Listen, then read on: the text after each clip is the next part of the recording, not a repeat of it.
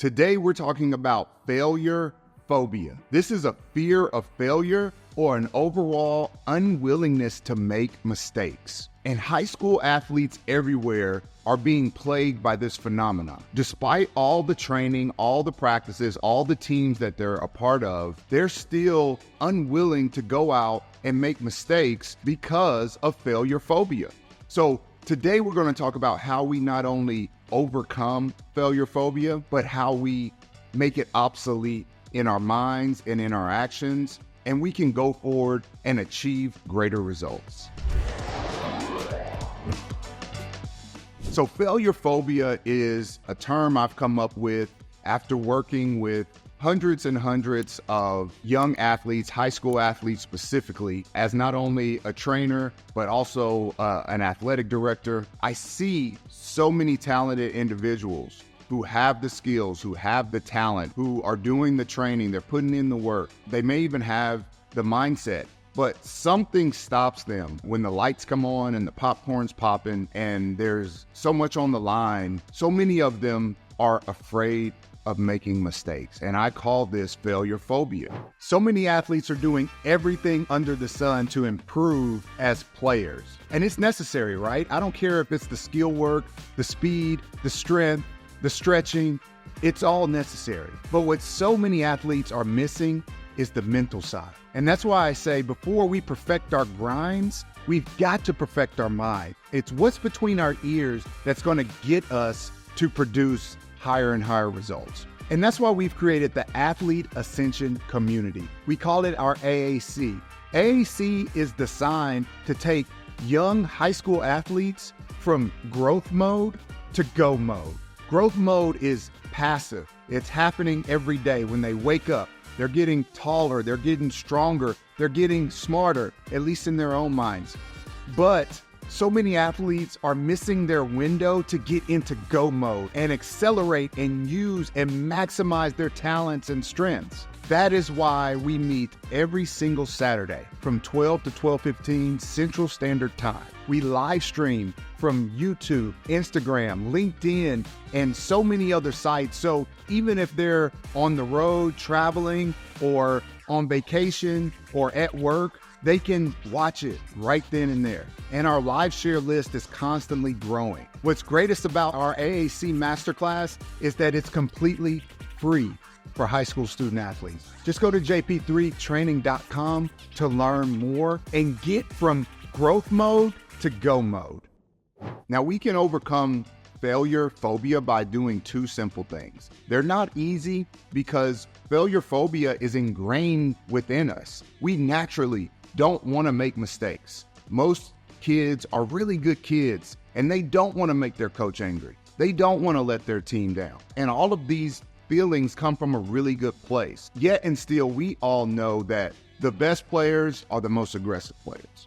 And at the end of the day, athletics is about being aggressive, and we have to cultivate that aggressiveness. And we have to do that by removing all forms of failure phobia and all negativity around making mistakes. And so, like I said, there are two easy things that I'm going to give it to you up front, and then we're going to walk through them step by step.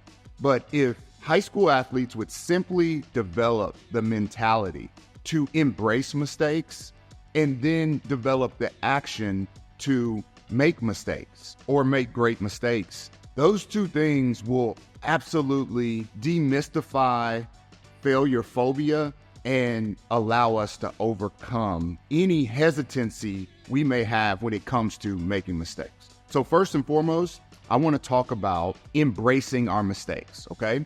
Embracing mistakes is a mindset because, as I mentioned, there's a negative stigma around mistake making. When I knock over the glass of milk or when I ask the wrong question in class, I get a negative response from others. When I miss the pass that comes to me or I throw the ball out of bounds trying to get it to a teammate, there's a coach that yells or a parent that claps their hands, or there's a negative mentality. Embracing mistakes is all about shifting that mindset and enabling ourselves to be okay with making mistakes. One way you can embrace mistakes is by remembering to have fun more than you have fear. I just took my daughters to an indoor water park last week, and as soon as we walked in, the first thing we saw was a 50-foot slide. It stretched all the way through the roof down to the ground.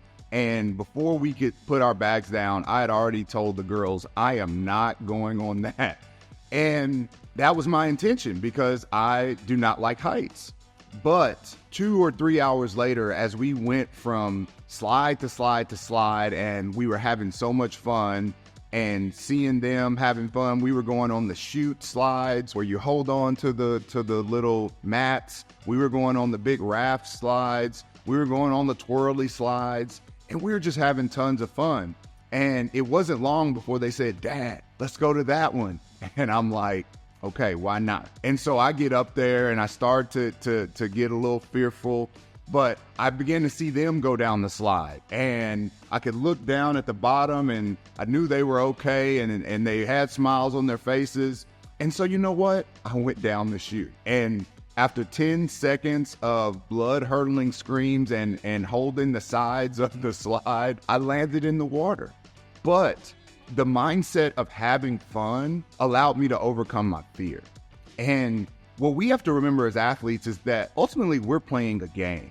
People ask me all the time why someone with a law degree is involved in athletics or chooses to be a trainer rather than a lawyer, because I like to have fun. The serious nature of law just didn't speak to me.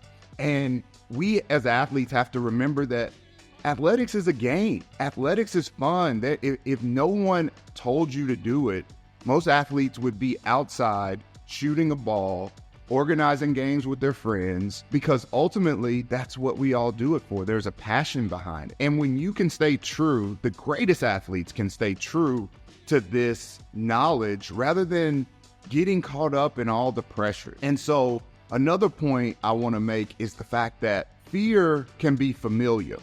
I call this familial fear because often we fail to realize where fear comes from. Because like I said, athletics is fun for us. So how does it become fearful? Well, often it's the people that's closest to us. I know sometimes as a dad, I'm way more nervous and anxious about an upcoming game than my kids are. And sometimes I may unknowingly put that nervousness on them. And so as an athlete, you have to realize that just because your parents said something, hey, are you ready? Have you drank enough water? Hey, remember they like to press. Don't let that make you nervous. Coaches can be nervous because often they will be judged and reviewed and evaluated based on how these games go. Their whole lives, their family, they've moved to this city in order to be a coach and be a good coach. And so often they're anxious about games and opportunities, and they really want the best for their team. And I know as an athlete, we've all seen coaches that are a little bit on edge. And so we're like, oh, I guess that we better not make a joke. Oh, we better not have fun. We better be serious. And there's a certain mystique that causes us to not want to make mistakes. It can even be our friends, when we're playing a big game, a crosstown rival, and they're seeing comments from students from other schools, and they're like, we have to beat, this team because they've been talking noise and, they did this to our mascot, and whatever the case may be. It may be a girlfriend goes to that school, or a boyfriend, or some friends that are no longer friends, and all of a sudden, you're just trying to get lunch, and there are students or even teachers that are talking about the game, and we can develop an anxiety around that. And so once we recognize that fear can be familial, we can guard our hearts and our minds and do the mental work to embrace mistakes, to say, even though my best friend's going to be there cheering for me, I still am okay with going out and kicking the ball off my foot. I'm still okay. I recognize I'm going to miss shots, okay? Because so many players get caught up in wanting to play perfect, wanting to be perfect. There's no such thing as a perfect game. If you as an athlete play the perfect game, you have wasted opportunity. because if you've made every shot and gotten every steal and made every assist, you should have done more. You should have gone past the perfection because who knows where you could have taken that game, how successful you could have been. So playing perfect is never the goal. It's being aggressive in any atmosphere. So after embracing fun over fear and knowing about familial fear, we then have to adopt the mindset that we fail forward faster. And what this basically alludes to is that life is a series of lessons. That's the way it's set up. Just like lessons in a classroom where a teacher gives us problems and we overcome the problems by developing solutions. We work through the problems and then we get a solution. And so in the same way, life gives us problems. Maybe it's a tough team we're playing against. Maybe I'm playing against a tough defender and I don't know how to get by them. And then we figure it out after overcoming and wrestling with these problems. And all of a sudden we have solutions. And so the concept is that in order to move forward, you've got to fail. The only way to get to your goals and your dreams is to fail, not only in basketball or athletics, but in life in general. So we have to embrace mistakes and almost appreciate mistakes, as crazy as that sounds, because it's the only way we move forward. Think about babies. The more they fall down, the quicker they learn to walk. And nobody's there yelling at a baby for falling down. Nobody's saying, hey, if you fall one more time. We embrace that. Yet when young athletes make a mistake or even attempt something in aggressiveness, we often, why'd you do that? You know better than that. But mistakes are part of the process. So I told you that after embracing mistakes, we then have to know how to make mistakes. But there's a caveat. We're not just making any mistakes. Okay? But we have to learn rather, how to make our mistakes great. And this involves getting the most out of each and every mistake. This is the action component, whereas embracing mistakes is the mental component. It's the way we feel about mistakes. We can no longer feel like making a mistake is the end of the world. We have to be okay. The greatest people make mistakes. I don't care if you're talking about presidents, politicians, actors, athletes, everywhere make mistakes. And so embracing mistakes is about developing that mental toughness, that willingness, that grit to make mistakes. Making mistakes great is the action component. Okay? And so the very first thing we need to do in order to make our mistakes great is to deflate them.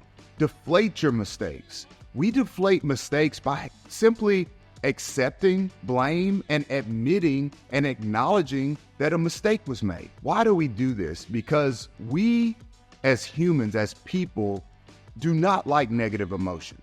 Okay? We do not like to upset people. We do not like people being mad at us. We do not like being embarrassed. We do not like failure, though they bring about negative emotions, pain, anguish, sorrow. But the moment we can take the negative energy out of the mistake, we can actually learn from it. And like I mentioned earlier, fail forward faster. Too many athletes are unwilling to admit they made a mistake. You may have not switched on the ball handler thinking your teammate was going to take them and they got the game-winning layup or the layup to go up 2, whatever the case may be. And our natural reaction is to blame. Well, I thought you were going to instead deflate the mistake and discharge the negative energy by simply saying that's on me. And too many young athletes are unwilling to do this. When we receive an apology from someone, our natural reaction is to accept the apology and almost apologize for the apologist. If somebody hurts you and you're upset, maybe somebody talked about you or said something that was hurtful. If they come and confront you and say, hey, I know you heard this, or I know you thought this, but I just want to apologize and say sorry. Often our natural reaction is to say, it's okay. Sometimes we may even say, it wasn't your fault. This is despite having a negative emotion. This is despite still being upset. This is even more so, this concept, this mindset, this phenomenon is even more prevalent in a team setting where coaches and teammates understand that we've got to be a supportive or we've got to be supportive collectively. So whenever there's a mistake, man, that's my fault, there are going to be 2 or 3 people that are saying, hey, you're okay. We'll get the next one. We got you. Don't worry about it. Let it go.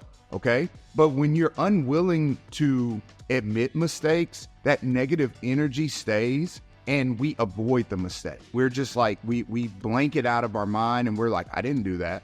There used to be a character on a show called Family Matters, which most high school athletes are too young to remember, but there was a character named Urkel, and he was the nosy next door neighbor who would always get into things, and he would knock stuff over and burn down parts of the house and run cars through the garage and do all this crazy stuff. And when the dust settled, he'd always come out and say, did I do that? And that's what so many athletes do today. They make mistakes, but they won't admit it. They won't just say, hey, that is on me. And that's how you deflate a mistake. Once you deflate mistakes, the other action we have to take in order to make every mistake great is to not duplicate mistakes, okay? Don't duplicate mistakes. And again, one big way to not duplicate your mistakes, first and foremost, let me say that we don't want to duplicate mistakes because often when we're making the same mistake over and over again, people around us are less willing to embrace that mistake, okay? So we have to honor our ability and responsibility to make mistakes by not always making the same mistake. Plus, as I mentioned, life is a lesson. So when you make mistakes, we should be learning from them. Probably the biggest way to not duplicate mistakes is going back to point number 1 and deflating your mistakes. Because when you accept responsibility, when you acknowledge failure, it hurts a little. It burns a little. It sears that memory in our brain, almost like touching the stove where, okay, I don't want to do that again. I don't want to have to go before my teammates and basically admit that I let them all down or that I was wrong. I'm willing to if I do make the mistake, but I don't want to make a habit of that. And so a great way of not duplicating mistakes is to deflate your mistakes. And the best way I know to not duplicate mistake brings us to point number 3, and that is basically to take great from your mistakes. As I mentioned earlier, I don't care if you're going through a video game and every board you get to or every challenge you get to or every team you play against in the video game stops you at this one critical moment. I remember I used to play a game called Mike Tyson Punch-Out, and I would get up to this last boxer that every time when I moved to the left or moved to the right, he would have this roundhouse or uppercut type punch that would catch me, knock me out. I was out of the game. Well, eventually I learned how to avoid that. That was a mistake that I always made, but then I took greatness from that mistake. I took the lesson from the mistake and I learned from it. And once your emotions subside, once time heals wounds, we often recognize that there's a reason for everything, even our mistakes. There's something good that's going to come from that mistake. If we don't throw it away, if we don't keep it embroiled in negative emotions, if we're willing to deconstruct the mistake by deflating it and acknowledging that we don't want to duplicate it, then looking in that side of that mistake and taking that greatness out of it, saying, I will never do this again. I will never make this mistake again. This is the key. This is like solving that problem in the classroom. And you take that key, and once you recognize that pattern in another environment, you apply it again and again and again to every single similar situation that you will face in life. So you have greatness in that mistake. So we all understand that environment is everything. Even more so for serious student athletes who are looking to maximize their time in high school and make the most of their talent. And when the environment's not right, not only does this waste time and talent, but also parents' treasure from years and years of investing in their athletes' athletic success. Still, navigating school options can be hard. And that's why I've created the School Selection Guide for Serious Student Athletes. This free guidebook is going to walk you step by step through every critical element of the school selection process. So whether you're selecting schools for the very first time or even considering a school switch, this guide will help you navigate all the potential pitfalls and select the school that best fits your serious student athlete. Just go to jp3training.com school source guide to get your free copy today. So I hope this helps. I hope this allows you to overcome failure phobia, and I hope this allows you to achieve and ascend at the highest levels. Thanks for watching.